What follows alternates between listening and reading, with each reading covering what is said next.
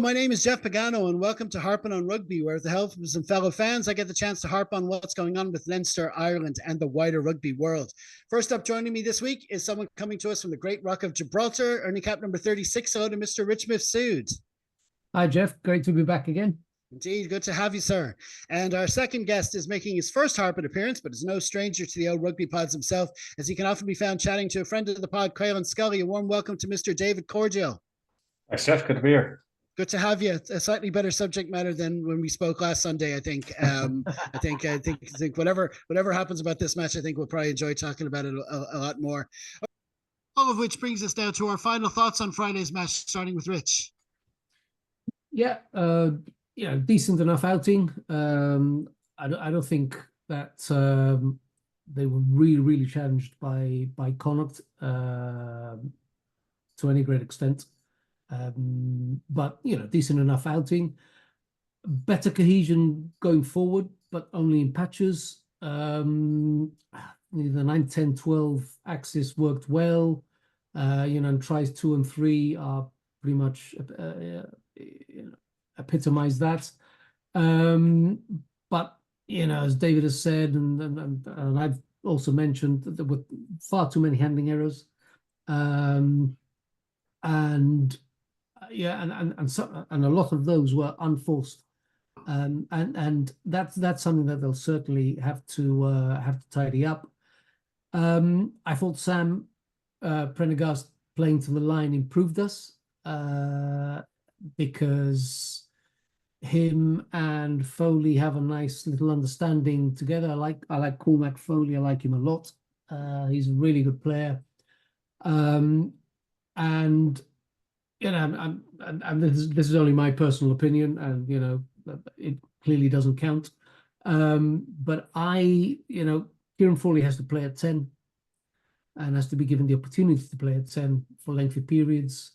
And Sam has to be understudy and play at 10 far more often than he does. He needs to be exposed to the pressures, and yes, he will make mistakes. Of course, he will. So. The jury is still out on him, obviously.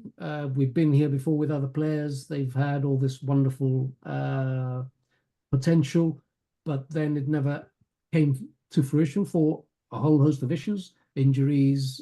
They just don't develop as anticipated.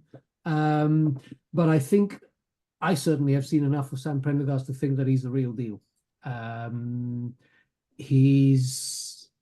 you touched upon it partially earlier, Jeff. Whenever you see a player who has an awful lot of time on the ball, then you're looking at someone who clearly is a very good product. And he always seems to have time on the ball. He, by and large, makes the right decision. He changes it up. He runs good lines. He's always there in support. He's a very, very good player. We really can't lose him, not even for loan. Nothing. He stays. He has to stay. We can lose others, but certainly not him. I also think that Cormac Foley is going to leapfrog Luke McGrath before long. I think he is a very, very talented scrum half. He's a big lump as well, so he can get around. He can put it across. But anyway, just final thing, great final RDS outing for the departing stroke, excuse me, retiring contingent. Really happy for them. It's good that they got that kind of send off. There was clearly some nostalgia there by playing them all, but they acquitted themselves wonderfully well. None of them most certainly was carried in that match. So really happy for them, and I wish them well in whatever life brings for them in the future. Yep. I mean, we've often spoken about how comfortable 5-point nights for Leinster URC matches don't do us any good. We don't learn about the tougher matches to come and all this kind of stuff. Maybe if you were to pick one that came at a right time, I think that maybe this one might have been that coming, but as it is between what happened in London, and now we've got these big knockout matches coming up where we have to sort of knuckle down and so and with all the occasion, like you say, of the RTS send off and the send off of the players and stuff, I think that this kind of went. It wasn't the worst way it could have gone. I agree with you on Frawley. I remember during the week I was wondering, I was trying to put together a team, and I wasn't sure Frawley was available to play at all either. But I was struggling at the 12 position for a name who was good, because I wasn't sure Charlie was back either. So Frawley was kind of a good. I suppose starting Sam and having Frawley there wasn't the worst option. I suppose, and he got involved when he was playing there. He got involved in the creativity as well. He does that when he's playing in that position as well. So it was good to see that. But listen, overall not a bad result. What do you think, David? Yeah, I think it's a game that they'll come out of, broadly speaking, quite pleased. I thought it was good to shake off the Champions Cup loss. Obviously, I think the only player who was retained from the starting team was Jimmy Osborne, in the starting team. But obviously Kieran Frawley played in it. Jack Conan came off the bench, Dan Sheehan, Michael Toa. So there were plenty of the lads involved on that day who were also involved over in London, and it seemed like it was that they have managed to park it and move on. I'd heard from I think it was Kieran Kennedy of the 42 who said that there was a bit of a pal over the club when he was up there during the week, which is understandable.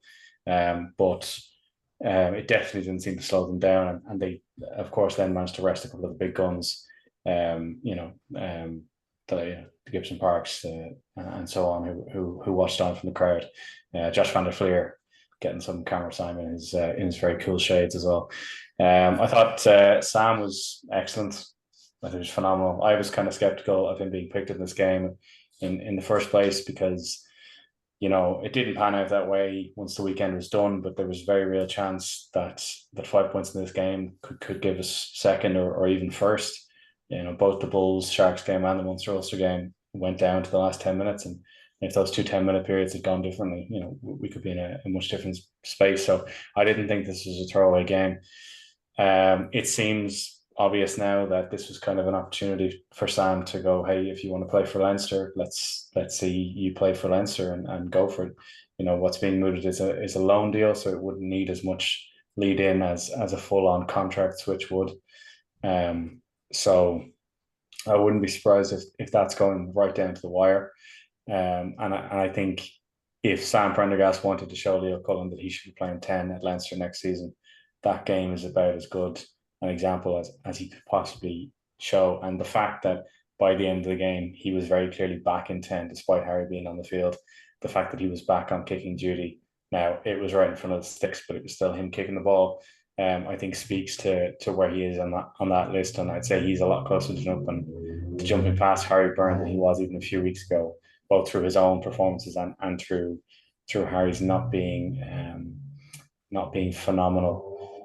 I thought it was a great exit for the guys who were leaving. Not every player gets that. There's players who've gone into matches not realizing they're going to be their last match, and it ends up being through injury or through whatever. So I think the fact, particularly Reece Ruddock, like the standing ovation he got when he's gone off the pitch.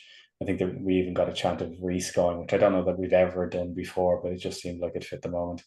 So to give him that, to give Ross Maloney the man of that match, and Ed Byrne as well, who's an Ireland international as well, lest we forget.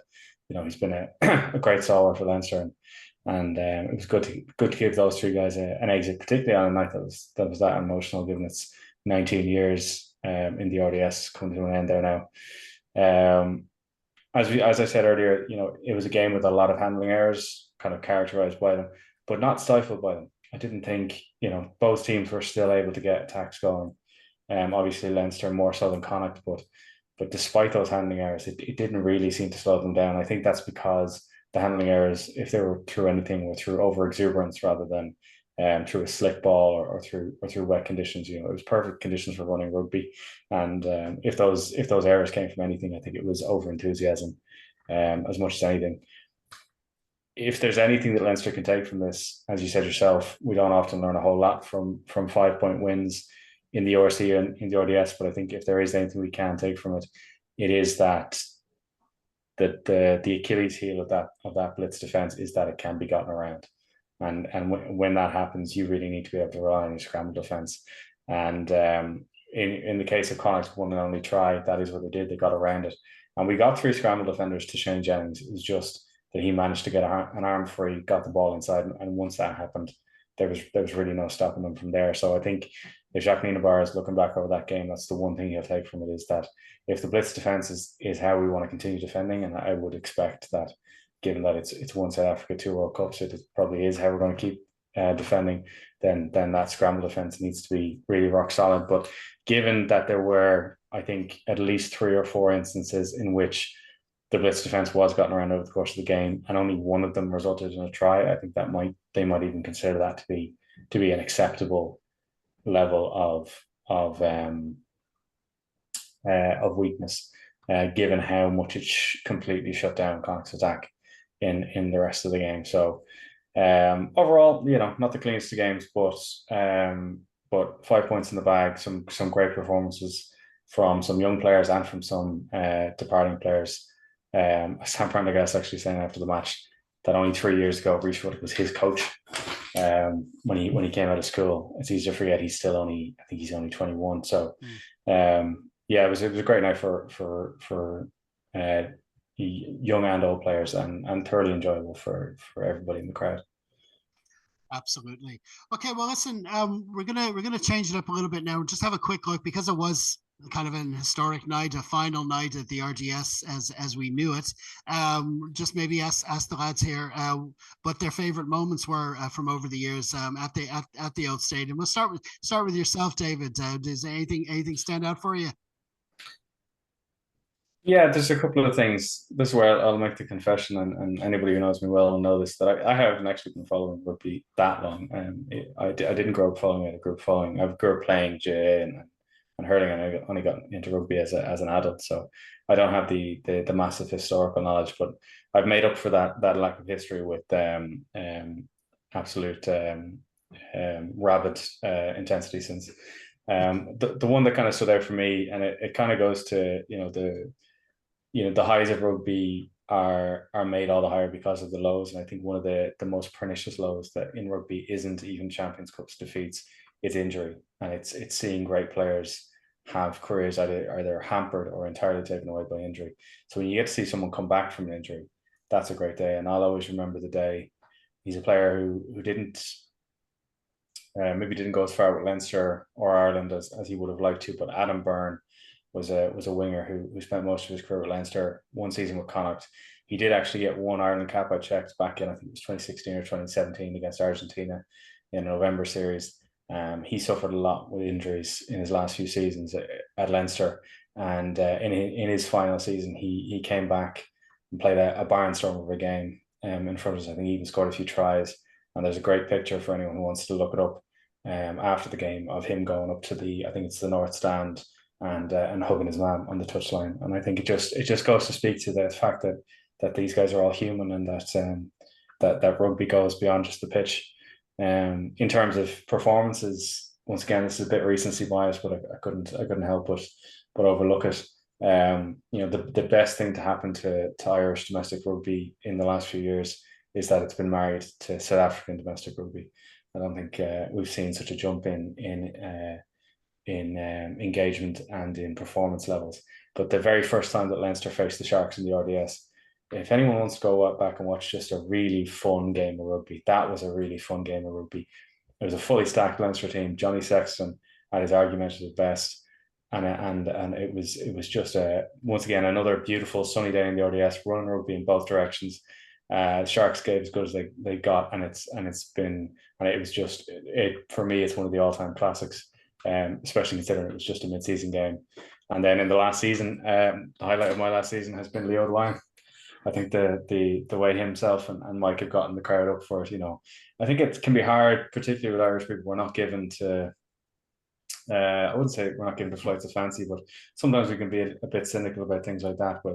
But he's just completely powered past that cynicism with just overwhelming positivity and the performance that himself and Leo put on before the games.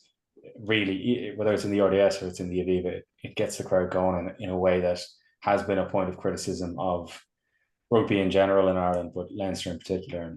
And for me, it's just made the start of the games that bit more enjoyable, and it's just made it that bit more fun to be in the crowd. So those would be my favorite moments. Very good. Yeah, no, that's yeah, like you say, that pre-match warm-up thing that could have gone either way, particularly with the Leinster crowd, like you say, and but it has. I think they've perfected it and gotten it to a really good place, and you know, hopefully they'll continue it next season.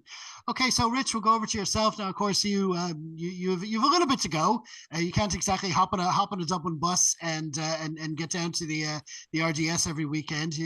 There's a flight or two involved, but you have been over a couple of times anyway. You've been at the RDS, haven't you? I have indeed. And so, you know, those are the ones that are memorable for me, clearly. One involving Leinster, which I'll touch upon, and the other one involving Emerging Ireland, which just being at the RDS was fun. I know we got thumped by the Maori All Blacks, but to watch people like TJ Perenara absolutely run the show was impressive enough. But yeah, my undying memory of the RDS was the 2013 Amlin, as it was then, Cup final when we played Stad with Parise and all that lot, and we absolutely mullered them on that night.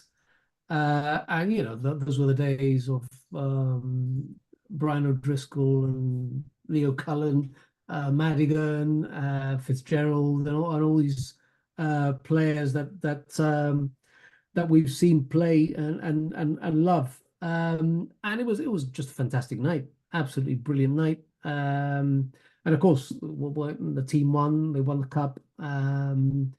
But just the atmosphere, just being there is, and that's one thing that I don't think people really realize, and it's. You can watch it on television, and you don't see it as well as on the pitch anyway. You never will, because the cameras will tend to focus on the play.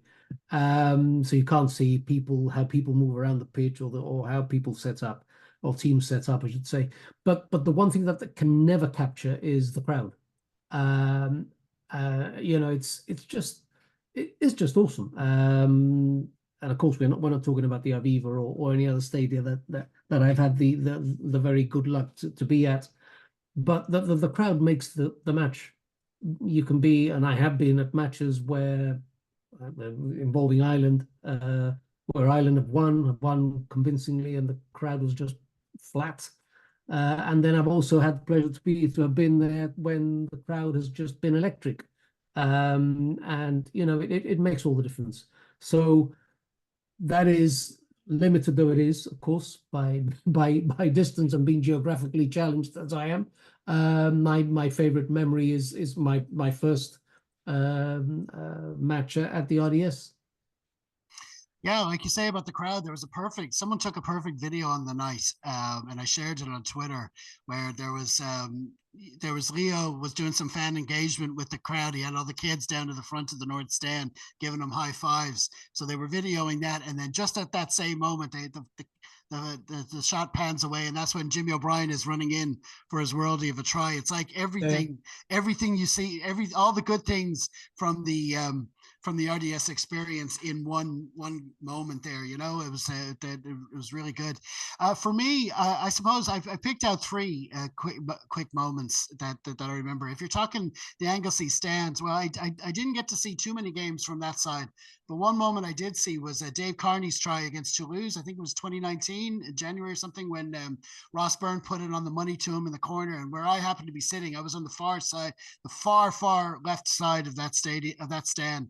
and I got a perfect view of it. It looked like Ross's kick pass was coming towards me, but of course, thankfully for everyone, it was actually heading for Dave. He got it, and sort of dived in the corner, and he got it there. Another memory I have is of the Anglesey was actually, and it wasn't even Leinster, it was the Leinster Schools Cup final. It was a classic between Rock and Michaels in 2013 that featured a host of players who went on to star for Leinster, like Ross Byrne, Ross Maloney, Gary Ringrose, James Ryan, many more.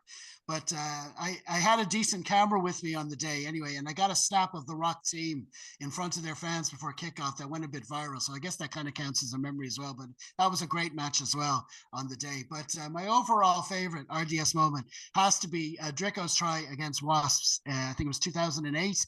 Our seats at the time were in the grandstand right on the 22. So this all happened right in front of us. And let's just say I might have had a beverage or two on the day. And when the try was scored, I was convinced I was going to be able to get the entire stand, maybe even the entire arena, to join me in saluting Bod Wayne's World style. So I was going down like this. And when I looked up, not only was the whole crowd totally not doing it, even the guys with me were like, what the hell are you doing, man? They were giving it all that. So I had to try to pretend I was doing something else. Anyway, no, seriously, there was an amazing try. It happened right in front of us. Definitely an unforgettable RDS moment. So that was something else. It's going to be great. And I actually, we're talking like it's like we're never going back there, but it'll be fascinating to see what it looks like when it's done. And it's going to be really, really something to look forward to for sure. Okay, so listen, before we wrap it up, obviously we're taking our minds away from the regular season now. There's only 1, 2, possibly 3, hopefully matches left. We've got the quarterfinal draw is set. We'll just go to you both for quick thoughts on how you think the quarterfinals are shaping up. Starting with yourself, Rich. Yeah, we've got Ulster at home, and if we get past them, we've got the great likelihood of playing the Bulls away in Loftus. That's going to be challenging, clearly. Ulster is going to be challenging. So, they've already beaten us twice this season, albeit against, we've had relatively weak sides out against them, and we didn't play particularly well in either of those 2 matches. I fully expect that to be a fully loaded Leinster side playing against Ulster. I fully expect a very good performance from the boys on Saturday evening, I think it is. Is the match. And then it's a question of managing that and heading down to South Africa should we be successful on Saturday. I have every hope that we will be successful on Saturday. Playing in South Africa at altitude is going to be a big ask, but hardly something that Leinster cannot do.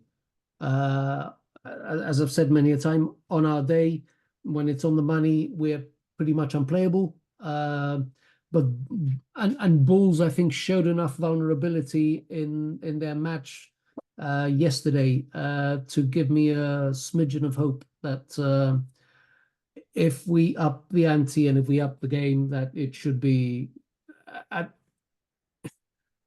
possible to beat them there. And then, of course, if we do, then we have the prospect of a final at Thomond Park should that side of the draw proceed as you would anticipate it would. So that'll be another challenge. So if we do win it from here, it'll be an absolutely well-earned win of the championship. Yeah, absolutely. I think like a lot of it does boil down to the selections we can make. If we can go full bore, we've already lost Hugo Keenan. And we know that the test team has this series in South Africa, but you just hope that it's not going to play into what teams we're going to be able to select over the next few weeks. We're hoping we can go full bore. What do you make of it, David?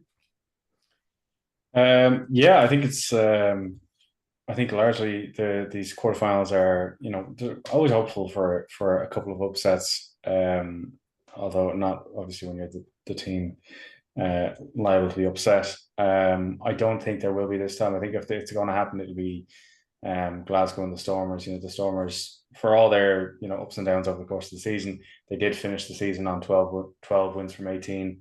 The top four all finished on 13 wins from 18, so they're right there behind them. It is in Scotstoun Stadium, excuse me, so it'll be slightly more difficult for them. But like, the Stormers are the team that have gotten to both finals and won it once, so I wouldn't be ruling them out just yet. I'd say, based on the form of both teams at the moment, Munster will have an easy enough time with Ospreys. I'd anticipate them winning by 2 scores. They seem to be really favouring a very strong bench at the moment, characterised by like Gavin Coombs come on in the last 25 minutes to just empty a tank. So I'd say they'll have that one on lock. Bulls and Benetton, as much as I would love to see the Italian boys do a number on the Bulls, even if just to save us the cost on the return flights, I can't see that going anyway. But the Bulls favour. They only faced Benetton down there recently, and I think it ended up 19 points in their favour. So I think that's probably how that'll go.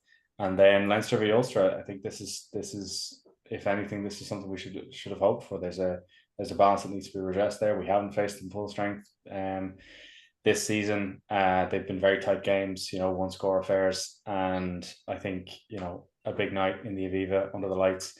I will say I'm very glad that it wasn't this weekend. I'm very glad that we had that week to give some of the guys a rest, to give some of the guys a run out against Connacht, to recharge, to get our heads right again, to have that little extra gap between the Champions Cup final and the quarter final, because we've rolled straight from one into the other before. Notably, when we went from a Champions Cup final into a semi against the Bulls in the RDS, and that didn't go our way on the day. So I'm glad we had that extra gap, and I'd say Leinster will just have the edge on Ulster. And if we then get the opportunity to go down to Pretoria, if anything, I think it's something we should kind of relish, because the way that the season lines up, I don't know how likely it is that Leinster will ever voluntarily send a full strength squad down to South Africa, just because it doesn't make sense to, for the most part.